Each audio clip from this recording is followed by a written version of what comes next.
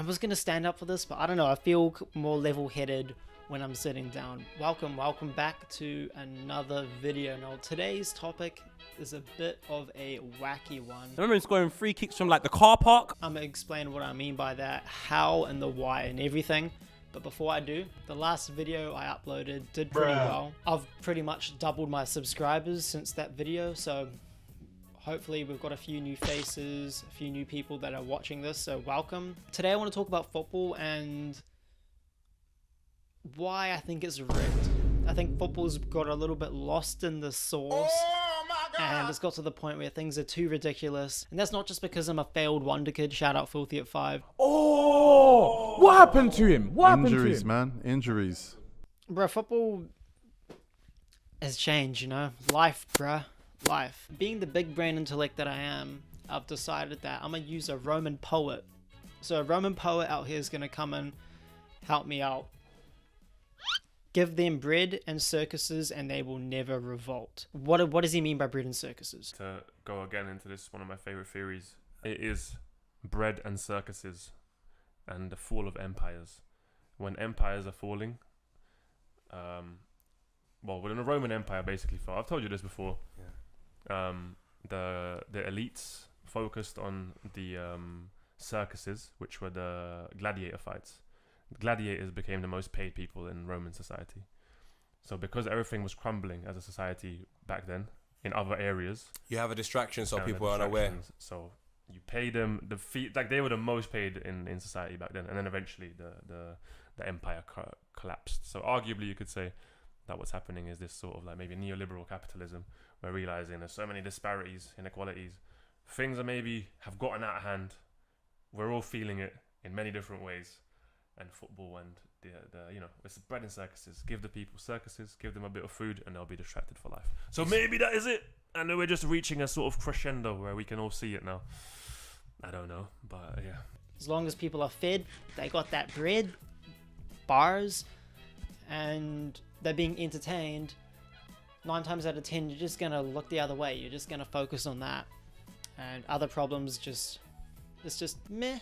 And there are parallels to the Roman Empire and that empire, you know, collapsing. And today, with the Western civilization, no one really trusts authority like they used to. At least authority is not respected the way that it used to be.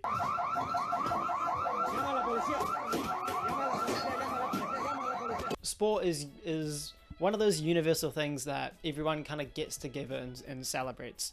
It's like the one thing left on TV that people actually give a shit about. Hollywood, it's dead.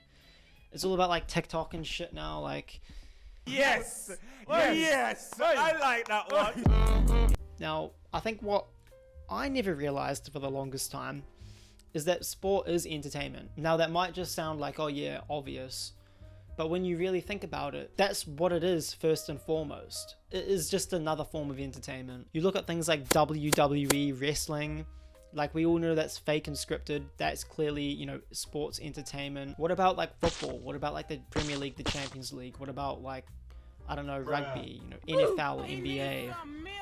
All these major sports. There's so much money involved. Maybe they're lying to us about that too. If you look at the modern sports stadium, it resembles the Colosseum. Like, it's the same thing. If that's the case, maybe they're used for the same purpose. Maybe it really is just like one big distraction. It is to distract the masses. They give you the fucking Super Bowl, they TikTok. give you Black Friday, they give you TikTok. Kylie Jenner. Enough to keep you happy. Enough to keep you happy. And it happened with Rome. While Nero was destroying ancient Rome, he would put the Colosseum up. And you know what he said? If all we have to do is feed people, entertain them, and we control them. You give people food and entertainment, and you can wield them like a fucking slave. Monkeypox and Kylie Jenner at the same exact time. Amazing. It's all about the narrative. It's all about the storyline. They want the games to be as dramatic as possible and as entertaining as possible because that's what captures the fans. That is what generates views, that generates engagement, and that is ultimately what sells. If they can't do that, then they're not going to get the same attention. They're not going to make as much money. When Villa went 2-0 up, my whole narrative in my head was like, oh my God, narrative FC.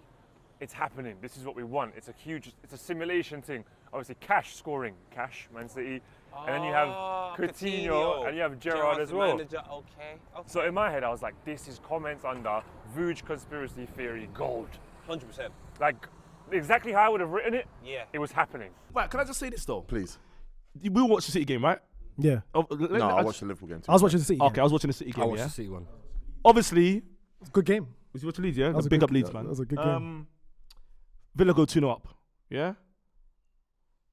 I don't know, but for me, I watched the Villa players after that, and I started to think football might be fixed.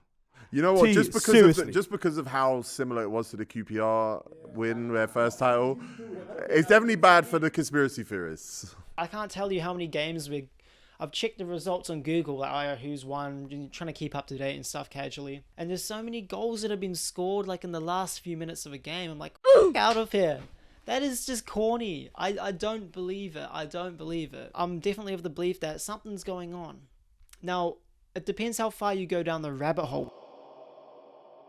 But what's weird though is now people will say there's not a lot of parity in the Premier League. City have won the league 4 out of the last 5 years, which, yeah, okay, that's relevant. But Chelsea won the Champions League in that time. Liverpool won the Champions League in that time. City did not win the Champions League in that time. And also, like, you look at it like that, all the teams in the top 4 struggle to beat each other. Yeah, of course. And you think the Premier League is tense. It makes the It's league competitive. But look at the points. It ain't. Look at the points at the end of the season. It's not actually competitive. It's not competitive. It's entertaining.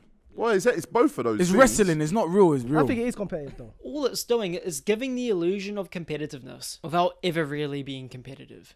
It's all an illusion. There's countless number of high-profile games that have been rigged, like factually known to have been rigged. Like this ain't make-believe. This is just shit that's happened. So it does happen. You go down the rabbit hole of sports being rigged, and it gets crazy. It gets into like gematria and like number and like decoding games, and like everything's scripted and everything's a code. That's fucking wild. Like, that shit is wild. There's a YouTube channel called The Illusion, and he breaks this down. He has like live streams. He talks about this shit. He talks about how like Messi and Ronaldo are actually females and they've gone through transgender surgery. It'd be kind of funny if Ronaldo was a chick the whole time. Yeah. Okay, anyway, that was my Illuminati 5G lizard people conspiracy. Yeah, that's been everything. Society's collapsing. The aliens are coming to invade Earth, so just enjoy life, smash it top bin, hit that crossbar and shit. Yeah, that's everything. Sweet. He still plays football. He still plays football now, by the way, I'm sure. I didn't want to check. Just in case it says EP coming. Baller. Argentinian guy. Left foot. Bro, he went Portsmouth and lit the Prem up for like 30 minutes. Yeah, for like 20 minutes. Literally. Yeah, it was crazy. That 20 minutes was crazy. Bro, killer. The youth was a killer. He was like Bro. a little Yoga Benito boy.